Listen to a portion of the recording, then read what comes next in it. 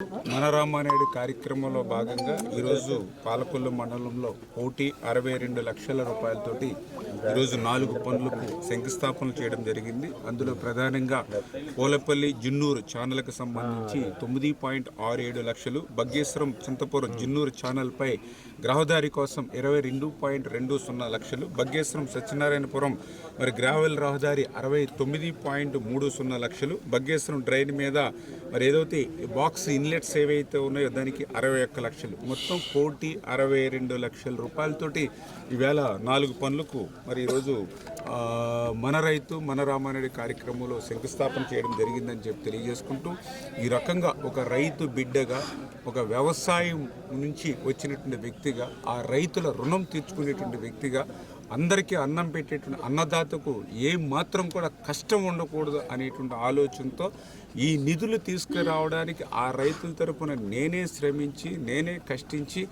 సెక్రటేరియట్లో ఆ ఫైల్స్ని ప్రతిరోజు కూడా మూవ్ చేసుకుంటూ, ప్రతి క్షణము ప్రతిరోజు కూడా రివ్యూ చేసుకుంటూ ఈవేళ ఎంతో శ్రమించి, ఎందుకంటే రాష్ట్రం దగ్గర ఆర్థిక పరిస్థితి అత్యంత దయానీయంగా ఉన్నటువంటి స్థితిలో ఈవేళ ఎక్కడైనా సరే కేంద్రం దగ్గరకు, ఢిల్లీ దగ్గరికి పోయి ఏదో ఒక రూపేణ కాళ్ళలో వేళ్ళలో పట్టుకుని ఏదైనా అప్పు తెచ్చినా కూడా ఆ తెచ్చిన అప్పు కూడా ఎవరికైనా పంచుదామంటే కూడా ఉండట్లేదు.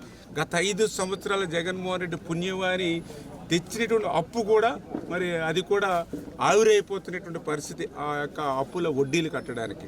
అటువంటి స్థితిలో కూడా ఇంత పెద్ద ఎత్తున ఈవేళ ఆ రైతాంగానికి సేవ చేస్తున్నామని అంటే రైతుల పట్ల మాకున్నటువంటి చిత్తశుద్ధికి అదొక నిదర్శనం.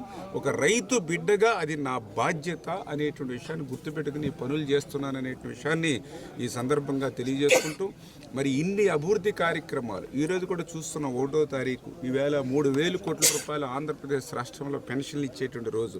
ఇన్ని అభివృద్ధి కార్యక్రమాలు, ఇన్ని సంక్షేమ కార్యక్రమాలు చేస్తూ ఉంటే ఈవేళ జగన్మోహన్ రెడ్డి ఈవేళ మనం చూస్తూ ఉన్నాం. ఆయన మాట్లాడేటువంటి విధానం చూస్తూ ఉంటే చాలా ఆశ్చర్యంగా. ఎందుకంటే గత 5 సంవత్సరాలు ఆయనకి 151 సీట్లు ఇచ్చి 50% ఓట్లు ఇస్తే 5 సంవత్సరాలు ఎప్పుడైనా తాడేపల్లి రాజప్రసాదం వదిలి ఒక్క కాలు బయటకు పెట్టాడా?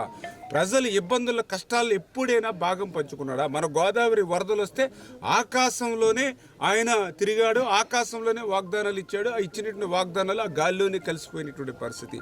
ఎప్పుడైనా సరే రావాల్సి వస్తే 144 సెక్షను, 30 యాక్ట్లు, పరదాలు, బ్యారికేడ్లు, ముందస్తు అరెస్టులు, హౌస్ అరెస్టులు, ఇదే కదా నీ 5 సంవత్సరాల పరిపాలన. ఆఖరికి మన నర్సాపురంలో కూడా ఒకసారి బహిరంగ సభకు చూస్తే ముస్లిం అమ్మాయిలు చున్నీ వేసుకుని వస్తే ఆ చున్నీ బ్లాక్ కలర్లో ఉందని చెప్పేసి ఆ అమ్మాయిని కూడా వాళ్ళు చున్నీ తీస్తేనే కానీ లోపలికి పంపించినటువంటి ఒక నియంతృత్వమైనటువంటి, నిరంకుశత్వమైనటువంటి 5 సంవత్సరాలు తాడేపల్లి రాజప్రసాదం కాలు బయట పెట్టకుండా పాలన చేసినటువంటి నువ్వు ఈరోజు ఏదో ప్రకృతి విపత్తులతోటి అనుకోనిటువంటి సంఘటనలు జరిగి, ఒక బాధాకరమైనటువంటి సంఘటనలు జరిగినప్పుడు నువ్వు ఏదైతే రాజకీయాలు అంటే ప్రకృతితో కొన్ని ఎక్కడైనా లోపాలు ఉంటే వాటిని కూడా ఖచ్చితంగా మేము సరి చేసుకుంటాం. ఎవరైనా తప్పు చేస్తే ఖచ్చితంగా ఈ ప్రభుత్వం శిక్షిస్తుంది. అటువంటి ప్రకృతిగా లేకపోతే అక్కడ గోడ కూలి చనిపోతే వాళ్ళకి ఆత్మకు శాంతి కలగడానికో, లేకపోతే భవిష్యత్తులో ఇటువంటి సంఘటనలు పునరావృతం కాకుండా ఏ విధంగా చర్యలు తీసుకోవాలో సలహాలు సూచనలు ఇవ్వడం మానేసి ఏదైతే ఒక రాజకీయం చేయలేనటువంటి ఆలోచనతో ఎక్కడ ఎవరు చనిపోతే అక్కడ రాబందుల్లాగా అక్కడ వాళ్తున్నటువంటి పరిస్థితి. 5 సంవత్సరాల్లో గుండ్లగమ్మ గేటు కొట్టుకుపోయింది, లేకపోతే ఒక అన్నమయ్య ప్రాజెక్టు కొట్టుకుపోయి 29 మంది చనిపోయారు. అదే తిరుపతిలో రియా హాస్పిటల్లో ఆక్సిజన్ అందక అప్పుడు ఒక 27 మంది చనిపోయారు. ఎప్పుడు కూడా ఒక్కసారి కూడా వాళ్ళు పలకరించినటువంటి పాపాన నువ్వు పోలేదు. ఈవేళ ఒక ఏదో అనుకోనిటువంటి దుర్ఘటన జరిగి చాలా బాధాకరమైన విషయం. దానికి మనందరి మనసు కూడా కలిసివేసింది.